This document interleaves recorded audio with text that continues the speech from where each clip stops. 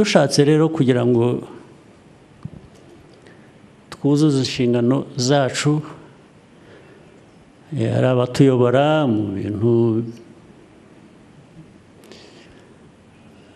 by'amadini, inyigisho zishingira kuri ibyo ngibyo,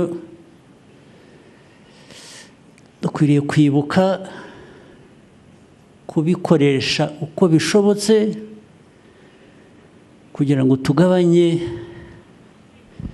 ibihungabanya umuryango nyarwanda.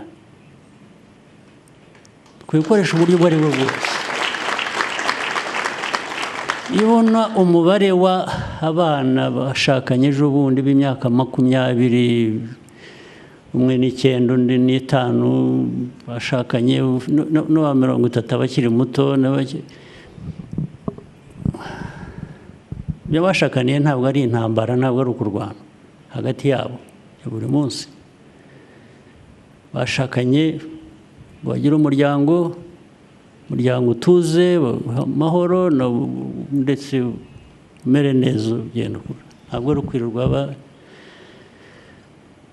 abandi rero abana batoya ku mihanda.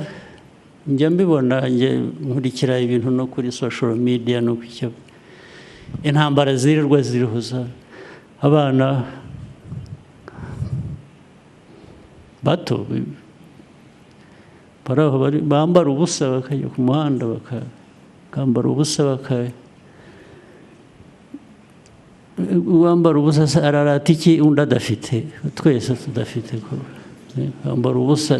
Kwambara ubusa nta dini iribaho ryo kwambara ubusa. Nta muryango ubaho kwambara ubusa. Ariko burya kwambara ubusa ntabwo ari bwa busa. Burya bambaye ubusa no mu mutwe. Ni ubusa buri mu mutwe, nicyo kibazo. Niho bishingira. Mbwira rero ukuntu wakwemerera umuryango nyarwanda kubaho gutyo, ukibwira ko